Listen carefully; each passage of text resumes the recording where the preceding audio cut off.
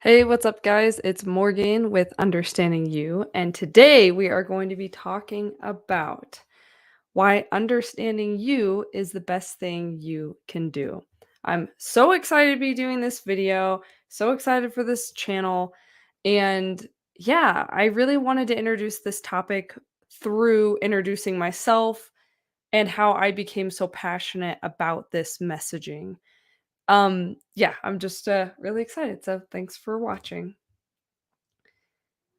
So, background into how I got into this. My childhood was difficult because both of my parents struggled emotionally, especially my mom. She had a very bad childhood, and the pain from all of that ended up bleeding out into me and all my siblings and causing a lot of issues. I love the quote, "If you don't heal from what hurt you, you will bleed on people who did not cut you." That's exactly what happened in my childhood, and because my mom was struggling so much emotionally and didn't know how to take care of herself, didn't know how to, um, make peace with her issues, her insecurities, her problems, her control issues, it ended up causing a lot of emotional and psychological damage to me and my siblings, and that's, in part why I'm here today, why I'm so passionate about this topic. So, as a result of my parents and their issues from their childhoods, I walked away with a lot of problems as a young adult. And so to name to name a handful of issues I walked away with from my childhood, uh major anxiety problems, panic attacks, uh, serious fear of what other people thought of me, major insecurities, feeling really unloved and unwanted and unimportant in my childhood, codependency issues, commitment issues, feeling responsible for everyone else's feelings, never feeling good enough, being a perfectionist, being a black and white thinker, having some serious authority bias issues, lack of self trust, lack of self confidence. This is just to name a handful of the issues I walked away with from my childhood, and these are all issues I plan on addressing really in depth on this channel. And today I'm going to dive deep into a couple to give you some examples of why understanding you is the way you get to the root of solving these issues. So, diving in a little bit deeper, when I was a teenager, that was when I kind of started to realize how bad our family dynamic was and how unhealthy and toxic it was and how it was affecting me. Because until you grow up, whatever is happening in your childhood, you just assume is normal and you just assume is exactly the way that everyone else is living or the way that it's supposed to be. And so it was, as I was in my teenage years, I started to realize, like, maybe it's not normal to have panic attacks all the time. Like, maybe it's not normal to obsess over grades and to feel like you can't make friends and all of these things. And in particular, some of the things that were standing out to me at the time as I was a teenager was major panic attacks, to the point where I was like, you know, crying, hyperventilating, like serious panic attacks that, um, I didn't know what to do with. Like, what do? You're, 13, 14 years old and you're, like, freaking out, and your parents are telling you that, this is just normal. And I'm like, "I don't think this is normal." And that just made it worse, right? And they were trying to be helpful. They're like, "It's fine, you're just stressed, whatever." They were trying to be helpful, but instead, it only exacerbated my issues because it led me feeling like, um, "Oh, well, if this is, like, just normal, like, I should be able to stop or I should be able to manage this all on my own, and I certainly was not able to manage it very well. So some other things that I noticed as I was a teenager was I would cling to really, really toxic relationships, like kind of those like fixer upper friends where you have the friends that are in an even worse situation than you are, and you being there for them makes you feel like the hero, and you end up, just draining yourself of all your energy and love into trying to like fix this person because it makes you feel wanted and important, that whole thing. I had a lot of very toxic friendships, and I would burn myself out on them, and then I would dump the friend instead of, like, trying to repair things or trying to set healthy boundaries. I just, like, didn't know what I was doing. I was just like, "Oh, this person needs me," and I would be there for them until I felt like I couldn't be there for them anymore. So another way this showed up, especially as a teenager, as I was becoming aware of these issues, was my commitment issues.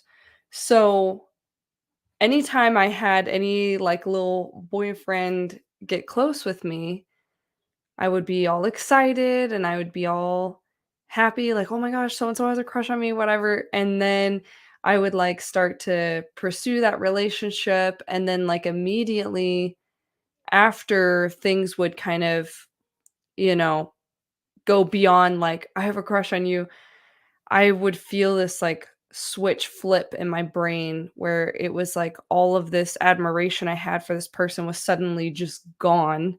And instead, in place of that, was all of this like anxiety and like this feeling of like, I need to run away. and and additionally, my brain would start nitpicking that person and being really judgmental of that person. And I'll say very unfairly so, like looking back now. And I was like, I went from liking this person a lot or even really loving this person over to just like, I can't stand this person. And this pattern played out over and over again as I was a teenager and as I was dating and a young adult. And it was really, really awful because not only was I ripping all these poor boys' hearts out with a spoon, I was feeling really sad and lonely and frustrated that I felt like for some reason I just couldn't get myself to be able to love someone for some reason, and it was so hard for me.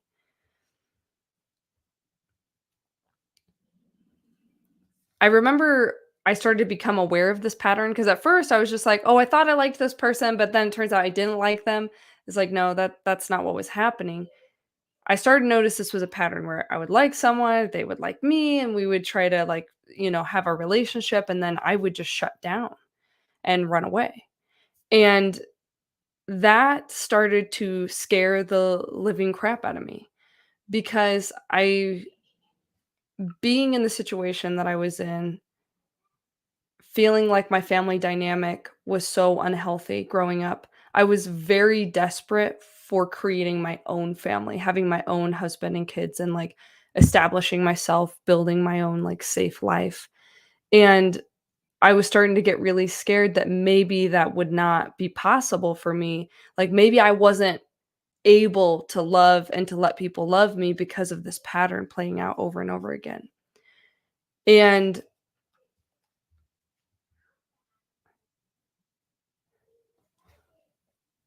sorry, 1 second, my, 5-year-old's being real cute in there. Jared, he's being too loud!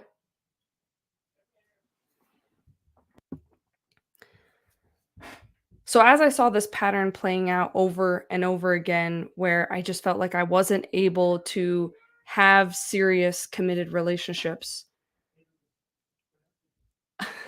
forgive all the background noise. I started to get really, really scared because I was like, I really, really want to have a family of my own. And I am starting to fear that maybe this just isn't possible because maybe I'm too like broken or messed up inside for that to ever happen. And it started to scare me super, super bad. And I remember at the time too being really angry and thinking to myself, this is all my mom's fault, right? I remember thinking to myself, this is all because of everything that she put me through, because of all her pain, right? And I remember thinking, I'm never gonna have the life that I want. I'm never gonna be able to get married. I'm never gonna have kids. Like, I'm never gonna be able to have those things because I am too effed up, essentially. And it was a very, very scary time for me in my young adulthood, thinking that I might just have to live my whole life single because I just cannot get myself to open up to someone and to be vulnerable and to stay. I want to read this comment really quick. Mama Joe, what's up? Unfortunately, abused and neglected people can become addicted to unhealthy attachments. It just feels so right. Tough to work through though. Yeah, that's a really good way of putting it, is that when you're in those toxic relationships, it is filling some kind of sick need in you. And I say sick need because if you feel good about yourself, you don't feel the need to pursue or stay in these toxic relationships, right? And so that desire is not a healthy one, and it's, like you said, very addictive is the perfect word. Thank you for that comment. Anyway, so at this time where I was really scared because I didn't know if I would ever be able to move past my commitment issues, I started to think to myself, like, I the only way that I'm gonna be able to get past my commitment issues is if I try to do something about it. And so I started, like, looking into meditation and visualization, and I remember my dad actually tried to help me. He, like, gave me this thing, it was called, like, click tracks or something, and you'd listen to, like, these clicking and beeping noises, and you'd, like, at this try to do these different tapping motions and stuff, and while you think about what's upsetting you, and, anyway, everything I think helped a little bit. I think any intentional trying to help yourself is gonna help. It's just some things are gonna help better than others. So I started desperately trying to kind of, like, fix myself, trying to see if I could learn how to open my heart up, learn how to have those deep relationships with people so that I could have the life that I really wanted to live. Also visualization was a big one, like, just I would draw pictures of, like, me with my future husband and kids and, like, "Please let it happen, like, I really want this to happen." So I started working on myself, and, even though I was young and I wanted to do therapy, but my parents couldn't afford it, and it was still a little more taboo back then too, so I think there was, that kind of played a part as well, but yeah, so I started working on myself, and it felt at first very futile. It felt like it was doing absolutely nothing. And I say that because for anyone that's, like, starting their healing journey, like, trying to start working through whatever it is they feel they need to work through, at first, it doesn't feel like you're making any progress. It feels like you're just going backwards. And that's normal and annoying, and it's just what it is. You're not crazy if you feel that way at first. So, I didn't feel like I was making progress at first, but I just kept chipping away at it. I remember I would just try to spend a little bit of time every day or a few times a week doing the meditating, doing the journaling, doing the visualization, just, like, trying to get to the bottom of why I felt like I couldn't ever let that love in from people. And it wasn't just a problem with, like, little boyfriends or whatever. It was a problem with anyone getting too close. I would just get very freaked out and feel the need to run away. So then, fast forwarding a little bit, I left for college when I was 18. And I grew up in Missouri, so then, I left to go to college in Idaho, and when I got to college, I started dating Jared, which, spoiler alert, he's my husband now, so I started dating Jared and almost like immediately upon getting there. And I remember thinking to myself, like, okay, like I like him. I think this is going well. We're like dating, we're hanging out, whatever. And I'm just like waiting for that flip to switch in my brain. I'm waiting for that switch to flip in my brain. And I was so scared because I was like, if this happens again, even though I've done all this work, all this journaling, all this like praying, just like everything I've tried to do to fix myself. And if this switch turns in my brain, then I'm just going to be alone forever. And I was just terrified. And so I was very on edge, just kind of waiting to see what would happen. And I think part of me thought that like, oh, if he's the right one, maybe I won't feel that weird like desire to run away. Spoiler alert, I did. I felt a massive desire to run away. And I remember when I could feel the switch flip in my brain and I was like, crap, like I can feel myself just totally shutting down, feeling that urgency to just run like hell out of the relationship, just ghost him, never talk to him again, hope that I never see him again. I could feel that desire. And I remember I just broke down because I was like, if I cannot move past this, I will be alone forever. And I don't want that to be my life. And so when all the pain hit and I wanted to run so bad, I chose not to. I chose to just wait and see what would happen if I just kept trying. If I just let myself hurt because I'd never tried really to get beyond that moment of like where my brain would just be like, "Nope, we're done." I never had tried to fight through it really before because honestly, I didn't think that I could. So, I chose to sit with the pain, I chose to question the pain. I chose to try to understand where this was coming from. Like, what is this? What is this going on inside of me where I like someone and then boom, I hate them? Like, what is this? Like, this can't be normal. That like, and this there has to be a way to fix this, right? So I really started to double down even more and do more journaling, more visualization, more praying at the time, like just really trying so hard to find a way out of this pattern. And it was a very agonizing process. I will say it was extremely agonizing. But little by little, I started to have some noticeable changes where I felt like I could feel in love, where I felt like I could feel grateful for him, where I felt like I could be affectionate and I could be present. And those moments were very fleeting at first. At first, it was like I was feeling all this anxiety, all this pressure, all this fear. And I was feeling that way more often than I was feeling good.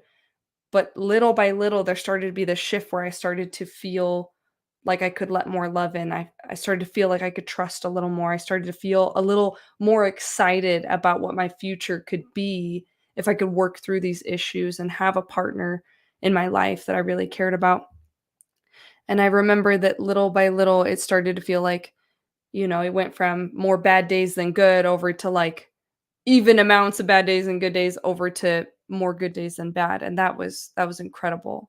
Um, but it was slow and it was arduous. And I mentioned that because again, it's really easy to want to give up on trying to improve on anything in your life when it feels like the improvement is so slow. But the truth is, most improvement has to be slow. It has to be. There's just not a good way for your brain to process it in any other way. We don't have a good handle on stopping cold turkey with things or starting, you know, New Year's resolutions will prove to you that we're not very good at just starting cold turkey or stopping cold turkey, and so be patient with yourself. Um, so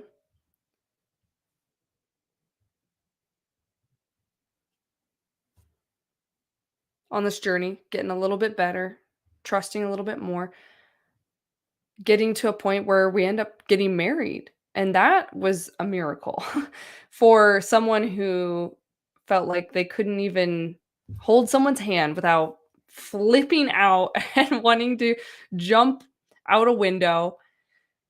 It was really exciting. It was really exciting. But my issues didn't end there, of course. And I remember I felt really bad because I was like, well, we're married now. Like, I should be over it. I should be like past all my whatever issues are going on because I still didn't fully understand like why I was struggling the ways that I was. I had a much better understanding, but a lot more learning came in the years to follow. So fast forward again. We just had our 10-year anniversary, and we have 2 kids, and I'm totally in love with this guy, and I'm so grateful, and I'm so happy, and I'm so glad that I never gave up on trying to get to the bottom of why I felt like I couldn't let anyone love me. And I wanna talk about what made this possible, because this again explains the whole reason why I wanted to make this channel. So, the first thing that made this possible was my belief that things could get better. Even though I was really hurt from the things that happened in my childhood and I was really scared that maybe I'd never be able to recover, there was a part of me that was like, no, there has to be a way out of this. I watched enough movies where you have the montage of the protagonist just like going at it to know that like if you work really hard, you can accomplish amazing things. And that was kind of the background theme playing in my head when I would feel scared, when I would feel insecure, when I was worried that maybe I wouldn't make it through and I would never have that family that I really wanted.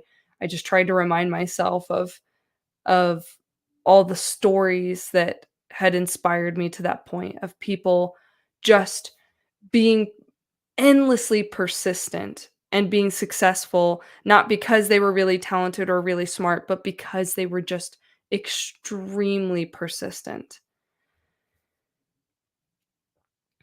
The second thing that made this possible was my belief that I could make the situation better. So the first thing was my belief that it could get better. Second thing, my belief that I could make the situation better. There's a lot of people out there with childhood trauma similar to mine, or maybe even worse, who they don't bel first of all, they don't believe things can get better, but second of all, they don't believe that they have any power within themselves to change their situation at all, which is very sad. But although I struggled with that in some areas, I believed in myself enough that I believed in persistence, I think, enough that I thought if I just try hard enough, something is gonna work. Something out there is gonna help. And I'm so glad that I had that mentality because it really kept me pushing forward even when I had all of my doubts and insecurities trying to pull me back. The third thing that made this possible and the inspiration for this channel is understanding myself. So before I could really work through my commitment issues, I had to understand why I had them. So, as I was doing all this journaling and meditating and all these things, I was learning things about myself. And the more I learned about myself, the more progress I was able to make in mending these issues that I was having, in letting more love in being more stable, in being more confident, in trusting.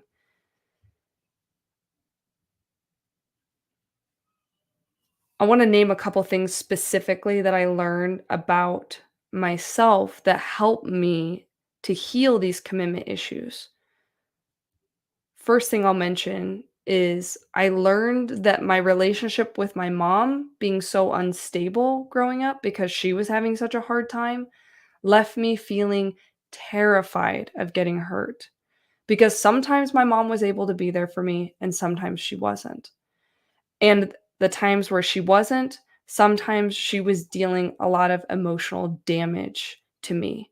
And because of that, it led me to believe that any relationship was just gonna leave me open to getting hurt. So this was a huge awareness for me was, okay, why do I feel this like need to run when I get close to someone? Oh, it's because I'm terrified of getting hurt because I've been hurt so much in the past by people who were supposed to be there for me, be stable for me, and love me and comfort me. Because I felt hurt by those people, it was extremely difficult for me to imagine trying to trust someone new. Another thing I learned in conjunction with that was that I would use nitpicking and judgment of other people as a self-protection. It'd be like I would start getting close with someone and I'd be like, "Oh, I don't like this about them, I don't like that about them." And it was this, like, way that I would protect myself from getting close to them. Because if I could nitpick them and say, "I don't like this, I don't like this, I don't like this," then I could excuse myself from the relationship and avoid getting hurt because they can't hurt you if you hurt them first. They can't hurt you. They can't break up with you if you break up with them first. I very much always had my hand on the trigger, just ready to pull. I was so quick to try to reject people so that I wouldn't have to deal with the pain of getting rejected. This was incredibly helpful for me to understand because when I would feel myself nitpicking relationships moving forward, I would be able to backtrack and ask myself, okay, is this a legitimate concern or is this me being scared of getting hurt? And sometimes it was a legitimate concern, but sometimes I was just scared of getting hurt. And I'm glad that I learned that along the way because it allowed me to deepen a lot of relationships that were really good for me that I wouldn't have been able to deepen if I hadn't been aware of this fact about myself. So that was extremely helpful.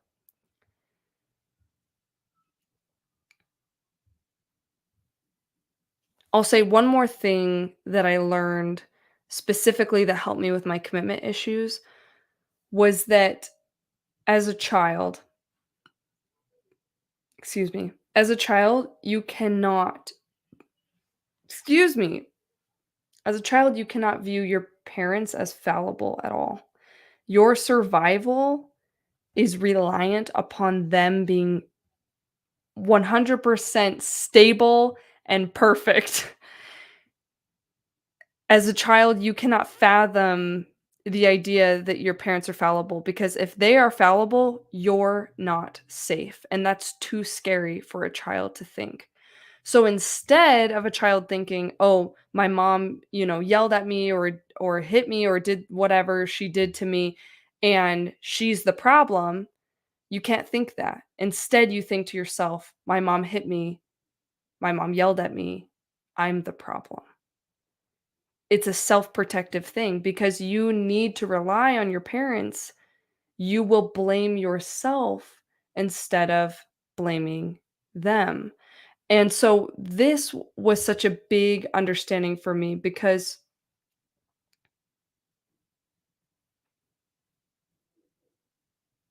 ultimately I was so insecure as a result of taking all of my mom's pain and blaming myself.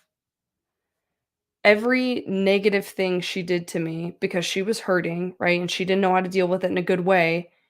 I took on as proof that I didn't deserve love. I took it on as this is how I'm supposed to be treated because I'm the problem, right? That's why you see kids of divorce always feeling like it's their fault.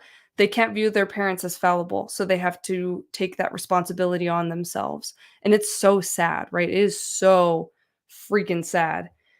This was so helpful to understand because a big reason that I struggled with deep relationships at all was because I didn't feel like I deserved love and acceptance and affection because I was so used to the way I was treated as a child, and that was what I was more comfortable with, sadly.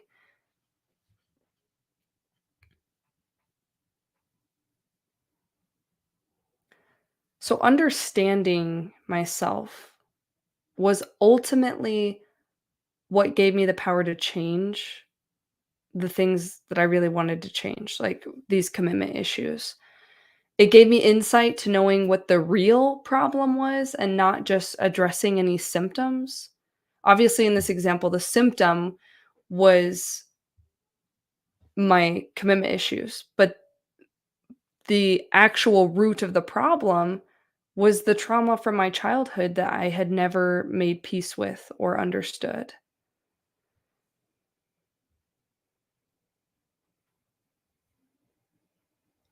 Along this journey, it was like the more I learned about myself, the more I actually started to feel whole, the less hard I was on myself because I was like, "Oh, I'm not running away because 'cause I'm broken and crazy and psycho. I'm running away because I'm scared." And having that understanding for myself brought so much compassion. And compassion is what allows you to heal that trauma because compassion is what you needed from your parents that you didn't get.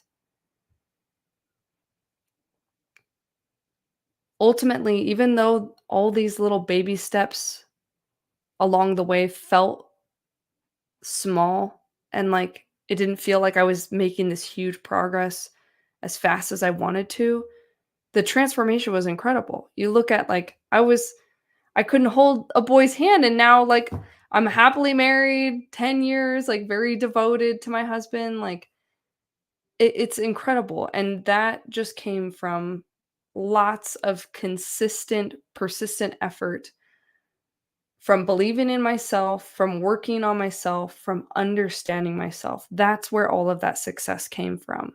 And that is really what makes me so passionate about this whole message of understanding you.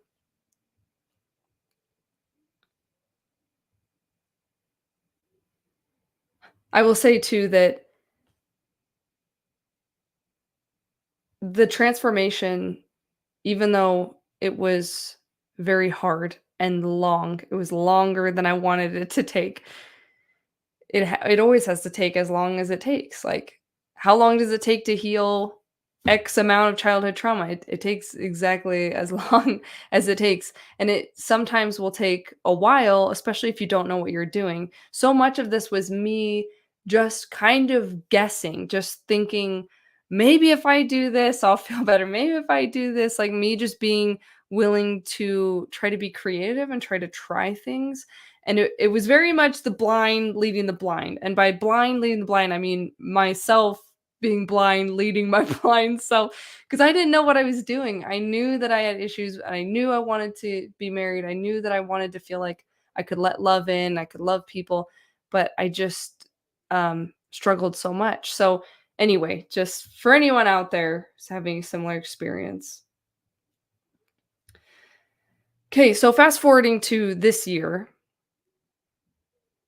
I want to share with you something I read from Ryan Holiday's Daily Stoic book. I love Ryan Holiday's books. He also has a great YouTube channel if you want to check it out. So, this is him quoting Epictetus first. What is the fruit of these teachings on the most beautiful and proper harvest of the truly educated? Tranquility, fearlessness, and freedom. We should not trust the masses who say, only the free can be educated, but rather the lovers of wisdom who say only the educated are free. So then this is Ryan Holiday commenting on that. Why did you pick up this book? Why pick up any book? Not to seem smarter, not to pass the time on the plane, not to hear what you want to hear. There are plenty of easier choices than reading. No, you picked up this book because you are learning how to live, because you want to be freer, fear less, and achieve a state of peace. Education, reading, and meditating on the wisdom of the great minds is not to be done for its own sake. It has a purpose.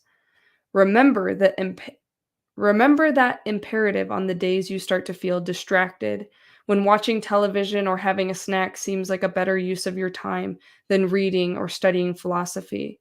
Knowledge, self knowledge in particular, is freedom. This blew my mind because looking back, I realized that all of my issues that I had faced and overcome to this point was a result of exactly what he said, which is self knowledge in particular is freedom. That blew a gasket in my brain because I felt like it just so perfectly summed up exactly what had allowed me to move forward in my life. It was understanding myself. All of the issues that I had had, all of my anxiety issues, my commitment issues, all these other issues that I had dealt with, and of course, I'm still dealing with to a lesser degree, were improved through just taking time to understand why it is they were there in the first place, why it is I was feeling the way that I was feeling, why it is my brain was working the way that it was working. All of this helped me to create the life I really wanted. It allowed me to get through my commitment issues so I could have a family. It allowed me to get through my fear of failure so I could start a YouTube channel. It allowed me to quell my anxiety issues so I could graduate college. Like, it helped me so much.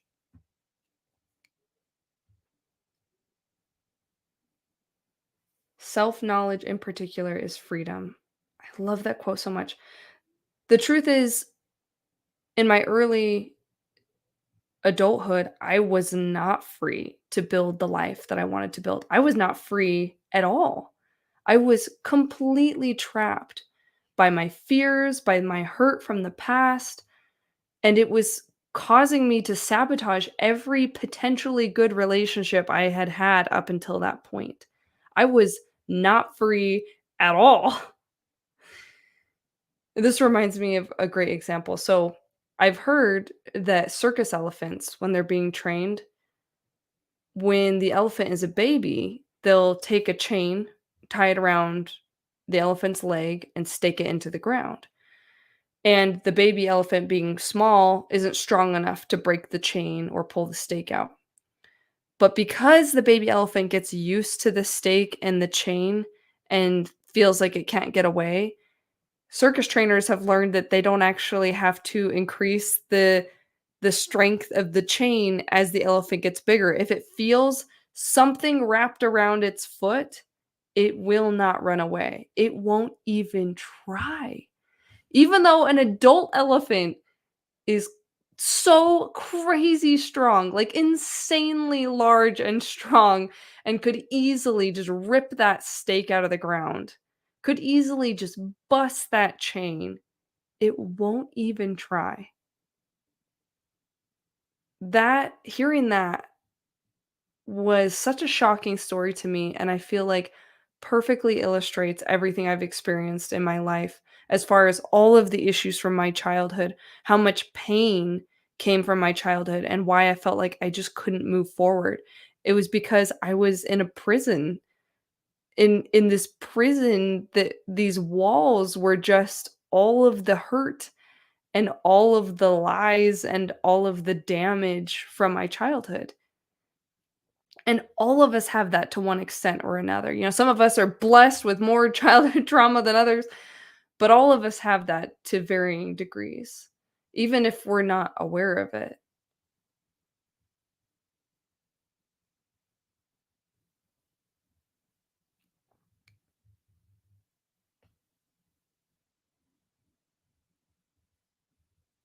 I think the interesting thing about it all too is that you don't really realize how much stuff from your past is affecting you and holding you back until you finally actually let it go. You have no idea how much it's weighing on you until you finally feel that weight come off. I know for me, what I noticed was that the more I worked through my childhood stuff, the more I felt like I actually had energy to think about what I wanted out of my life and to work on creating that. And like Even just, like, starting hobbies and things like that, that I felt like I couldn't do before, even making more friends or deeper relationships. All of these things didn't feel possible until I started making peace with my past, just little by little, and feeling that weight come off is so exciting. It gives you, like, a whole new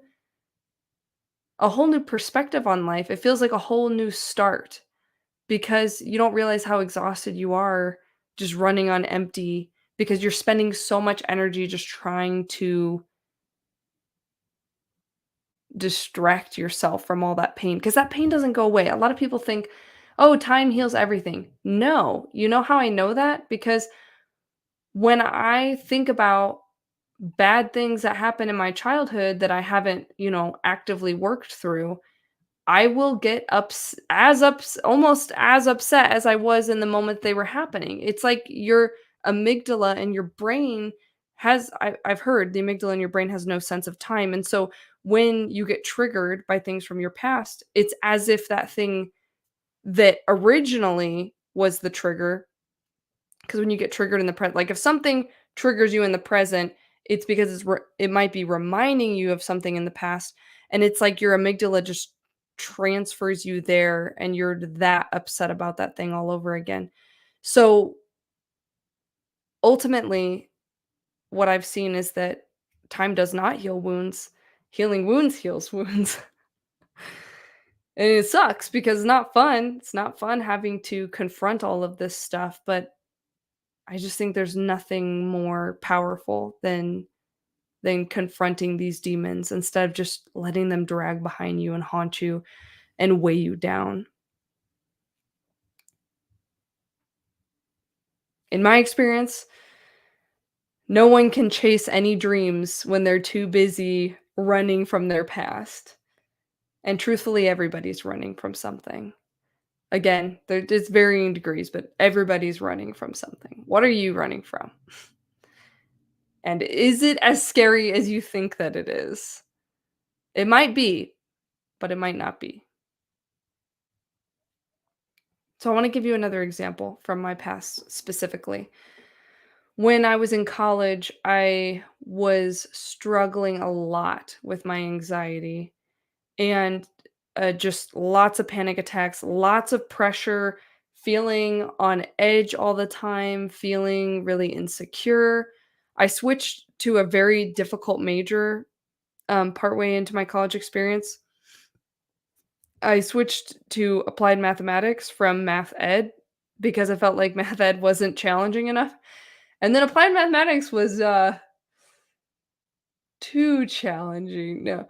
Um I was having a really hard time and fairly so. It's a very complicated degree. I mostly loved it for the statistics. That we didn't have a statistics major or minor, so that's why I went into that. But anyway, I was having a very hard time in school and it was kind of like I had seen how much working on myself was actually helping because I'd gotten through my commitment issues, so I was trying to work on myself to help with my anxiety.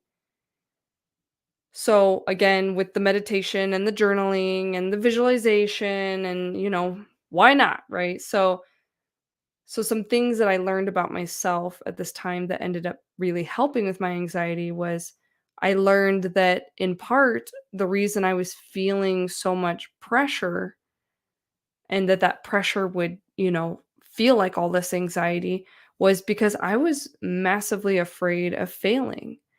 And later, I realized the reason I'm so afraid of failing is because I am so insecure in myself that a failure to me would be proof that I'm a loser and I'm not a good person and I'm not good enough and whatever. And so it's funny because I thought failure was what was at the bottom of that. I was just scared of failing. But no, I was scared of myself being so hard on myself if I were to fail. I was scared of my own reprimand. I was scared of my own destructive, what would you call it? I was scared of tearing myself apart. And so understanding that Very powerful, right? Because if you can break it down and realize like, "Oh, I'm scared to fail this test. Why am I scared to fail this test?"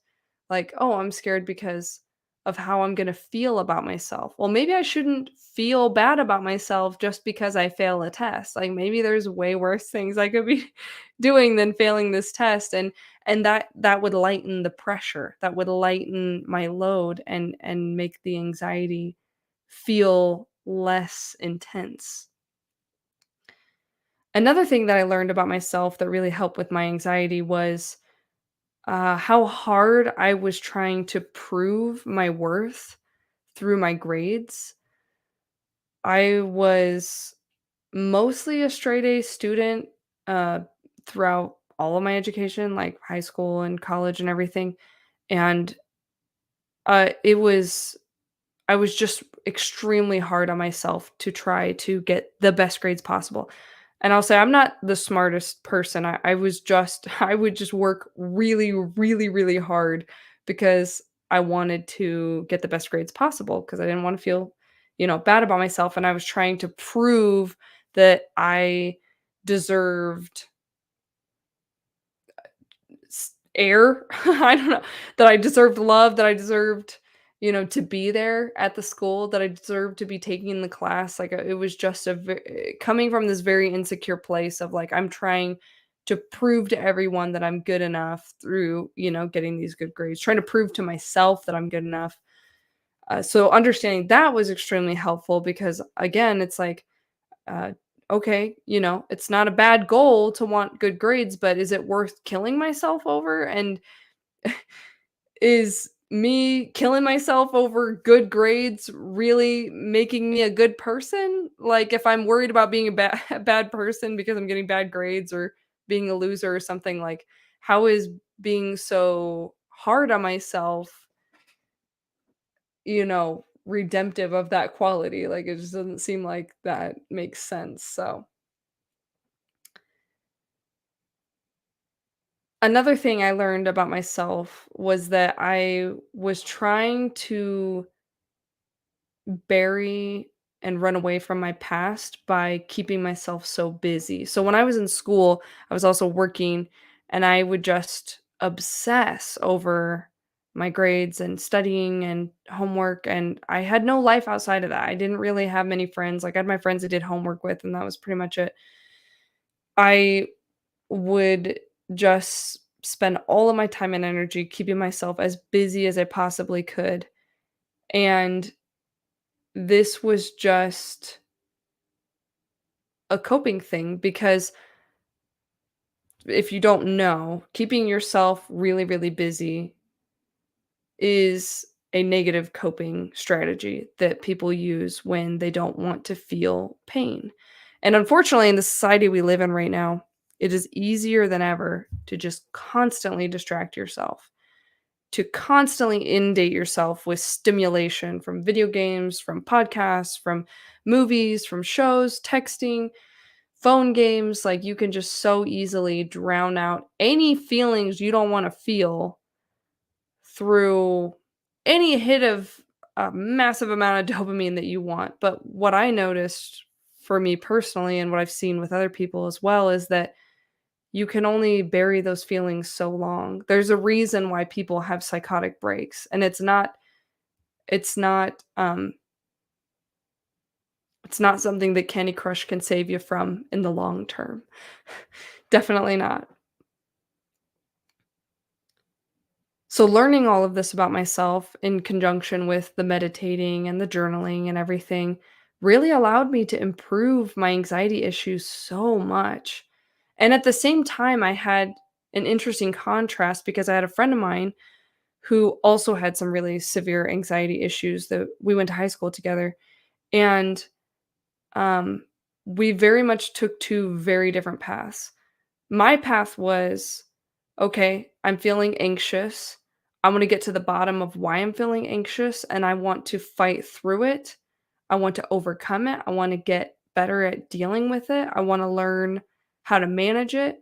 Whereas my other friend was like, oh, I feel anxious doing this thing. So I'm just not going to do it. And our lives took very different paths because of that, and I'm not trying to, like, be like, "Oh, I'm so much better than this person," or anything like that, but ultimately, I do think that it's very clear to see what kind of trajectory you set up for yourself when you try to avoid negative feelings, and ultimately, you're allowing those negative feelings to be in the driver's seat of your life when you do that. When you say to myself, "I'm not gonna do this thing because it makes me anxious." You're literally taking your anxiety and putting it in the driver's seat and saying, "Anxiety, you drive. I'll just go wherever you want me to go." And is that really what you want? You really want anxiety to be the thing that is painting and creating your life? Like, no, it's a terrible idea. Don't let that happen. So I am grateful that I had enough faith in myself and enough faith in my future and enough belief that confronting it would be helpful that I did. And and in my college years I saw such massive improvements in the amount of anxiety that I was feeling. And as a result, I was able to graduate. I only got 1 C.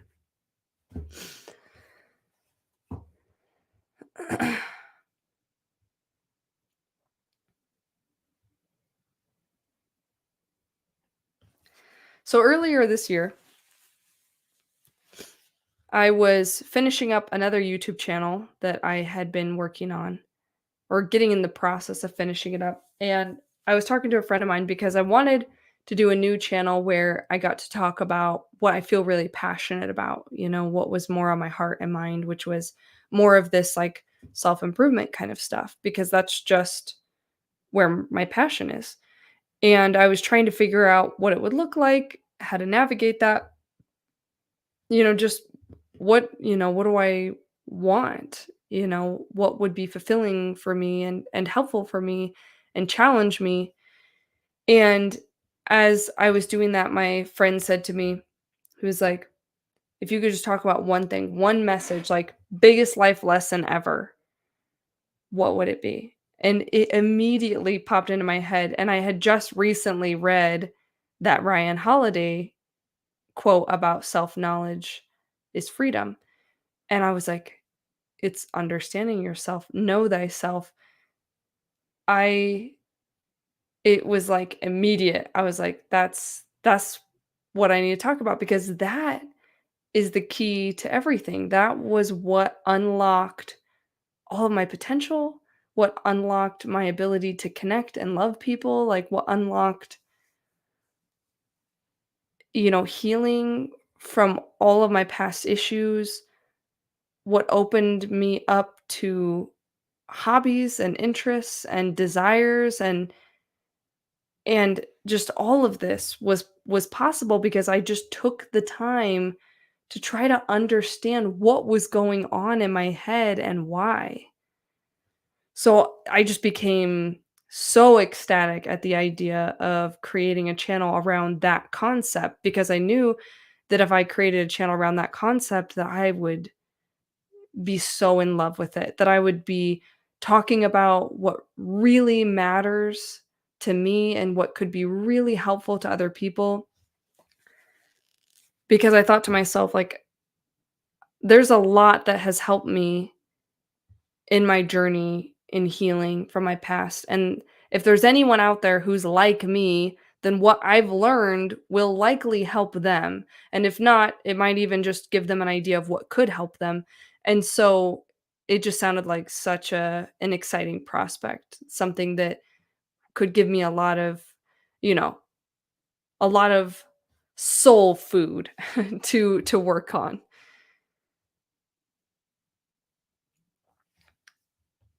I think ultimately the message is so powerful because once you understand yourself, then you know how to help yourself. You can't fix something that's broken if you don't know why it's broken. That was like me with my commitment issues at first. Like because I didn't know why I was running away or why I was feeling the way that I was feeling, I couldn't I couldn't get to any resolution of learning how to have deep and meaningful connections without getting to the bottom of why I felt so resistant to them. And so that's the beauty, is that your life starts to improve when you just look at, why am I struggling with this? When you just get curious and you try to understand, then once you can understand the problem, then the solution usually becomes self-evident. Understanding the problem is actually a lot harder than figuring out the solution is, because problems are difficult to define, and especially difficult to define on the appropriate layer, because you might think, "Oh, well, I'm doing this because of this," but really there's more to it than you realize. So, if you can get good at it, and with practice you can get good at anything, right? Uh, with practice you can get good at learning to understand yourself, learning how to take better care of yourself, so that this becomes a much more automatic and comfortable process. So, why did I want to make this channel? Because this is what I'm passionate about. I want to challenge myself. I want to have a platform where I can share what has helped me, in hopes that maybe my hard work can help someone else's healing journey be a little bit lighter, a little bit faster, a little bit less lonely. What am I going to be sharing on this channel? I'm going to be talking about how I've come to understand myself, and how it's allowed me to improve my life, and how I continue to do that, how I'm still learning more about myself. I'm still learning about myself every day. I'm still working on myself every day. I still struggle at times with anxiety. I still struggle with depression. I still struggle with these things, but it's just so much better than if I had never worked on it. And I'm so grateful. And I know that in large part, most of what I'm able to accomplish right now is thanks to everything I've done leading up to this point. Like, I wouldn't have a YouTube channel, I wouldn't have, a family, I wouldn't have a degree, I wouldn't have these things if it weren't for me being willing to be persistent, and to stick through that pain, and to not run away when things got hard. And that is easier said than done, but doable.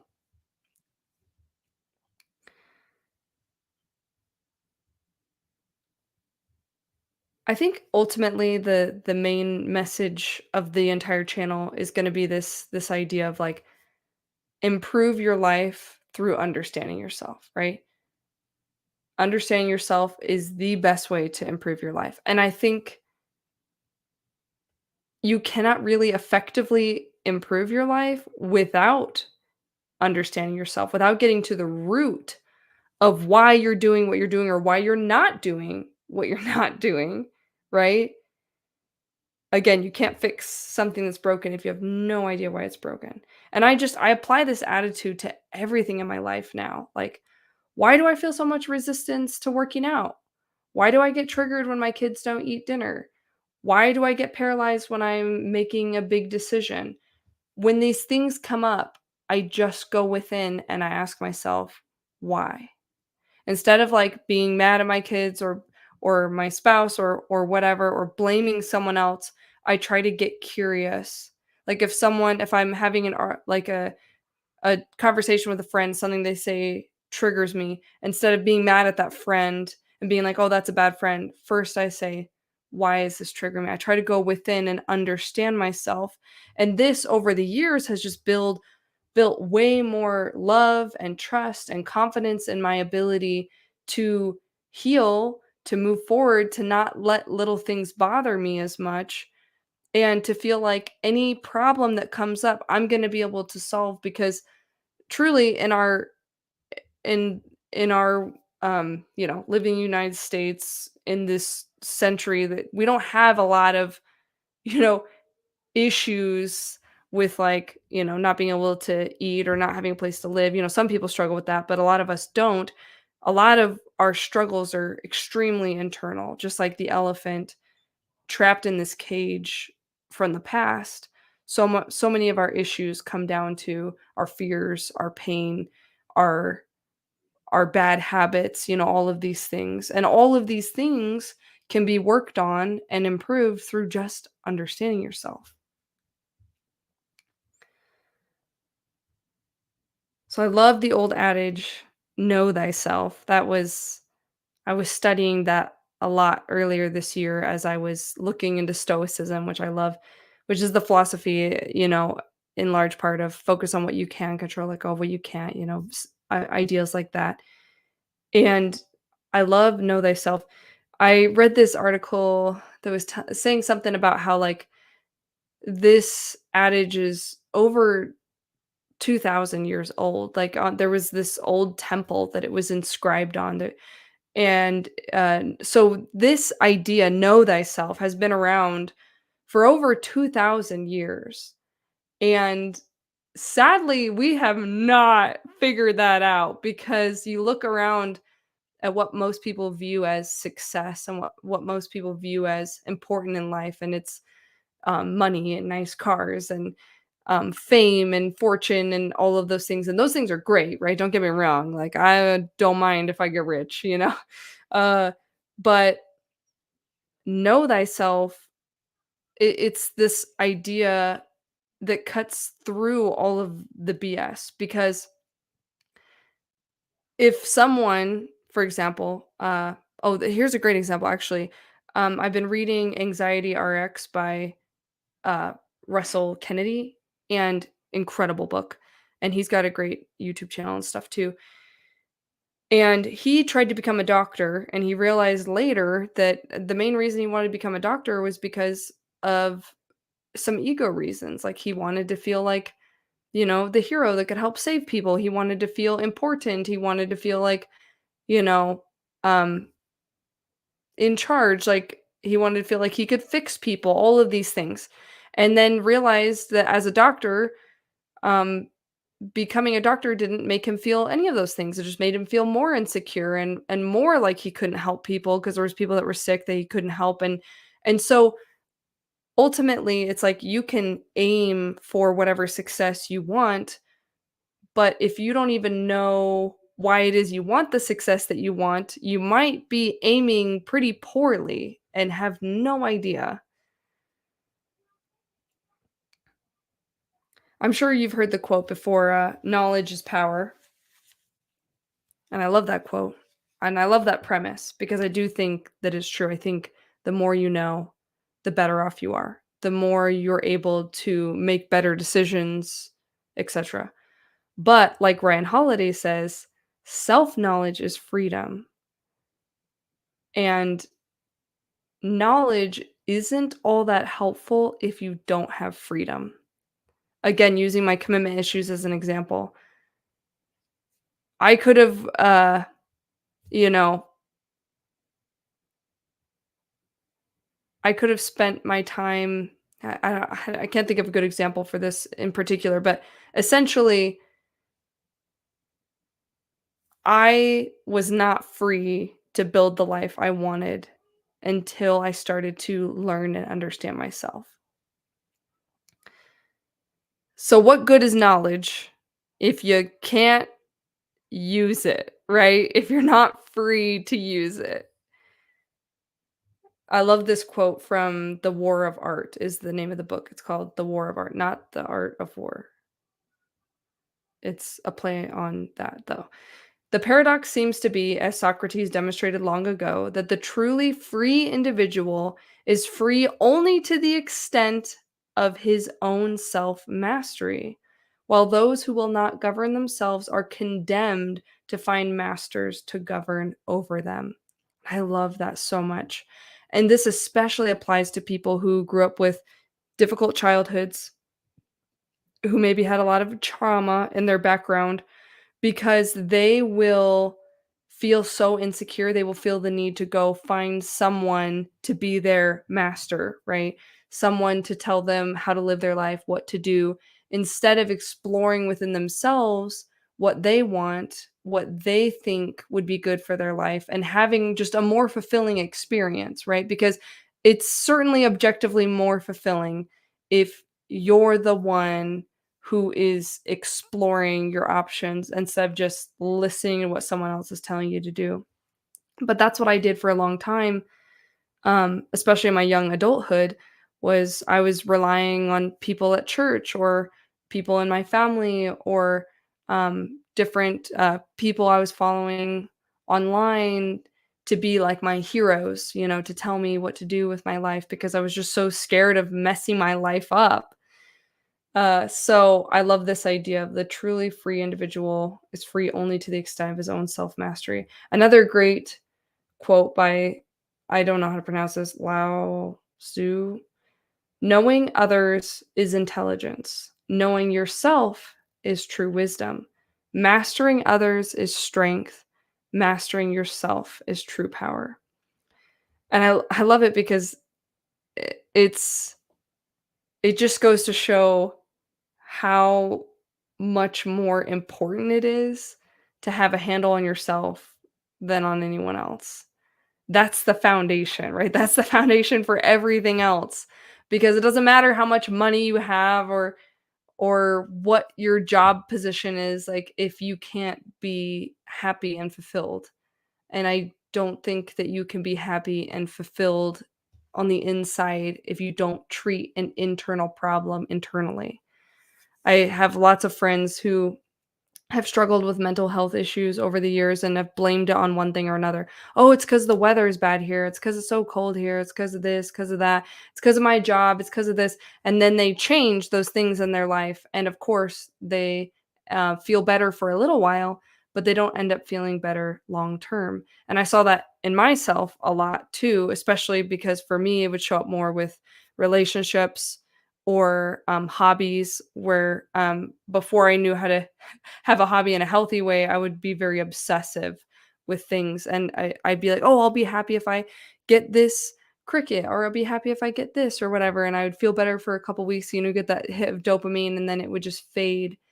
But what I'm seeing is that true, lasting, positive change comes when you address inside what that void is. When you address it inside, internally with yourself, then you actually just start to feel like you're sustaining the positive changes in your life instead of just like this dopamine hit that passes. It's much more permanent change that allows you to just feel more fulfilled instead of more chaotic in life.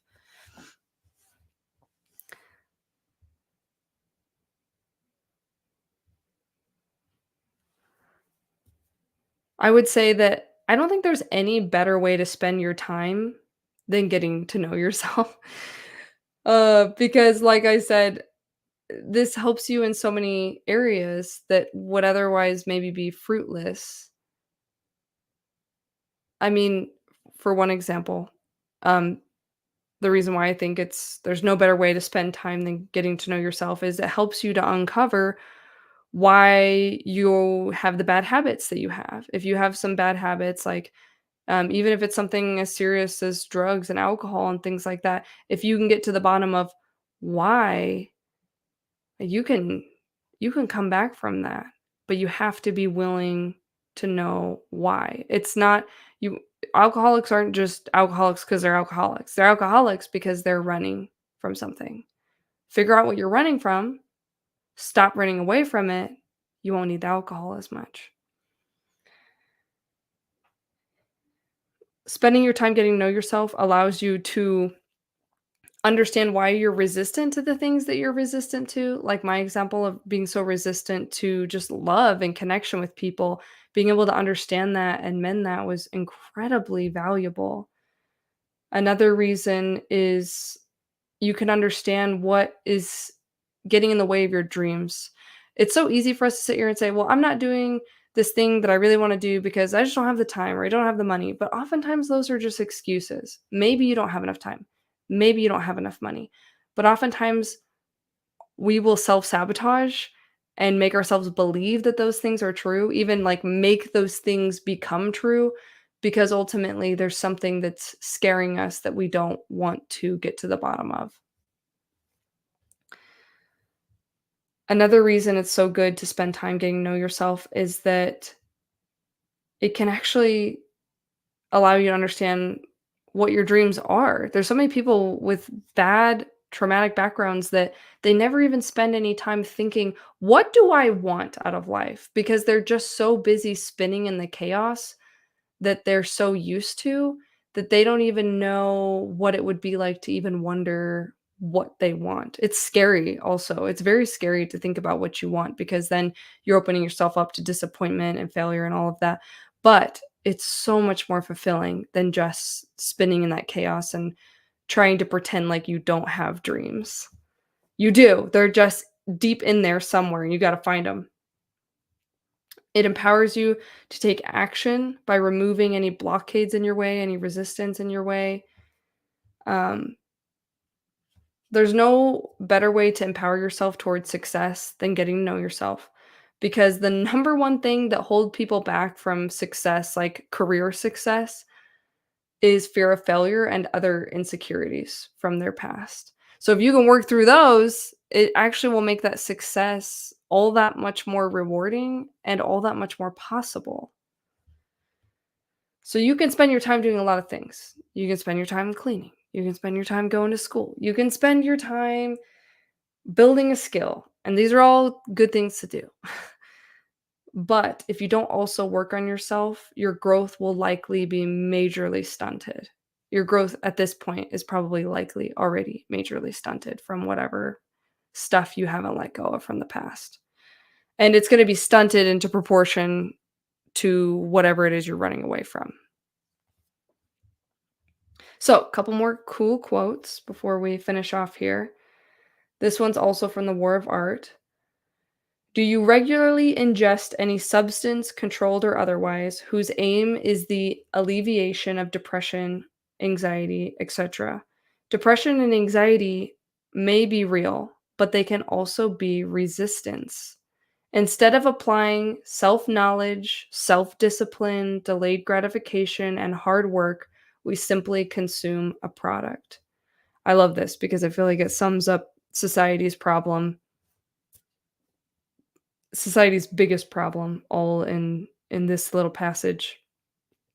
It's unfortunately very common to deal with dysfunctional families growing up and very uncommon to have any good coping skills to deal with that. And good coping skills are what will save you from a past that was hellish and help you to not keep recreating what already was so awful in your life.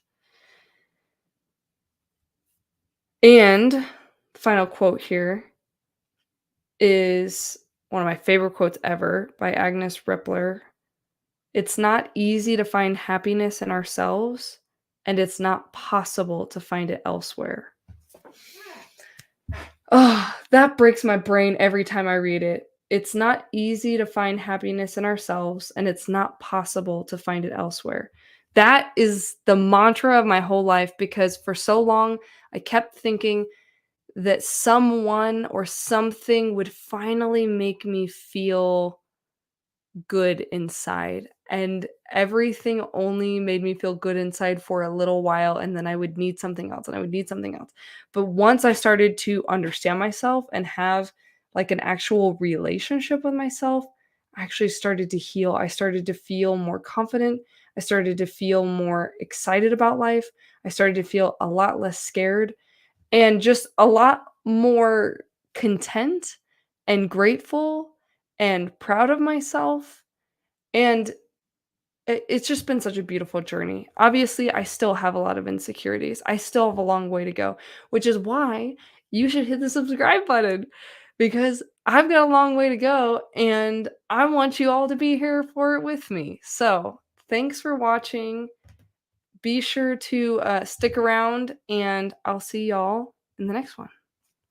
Peace.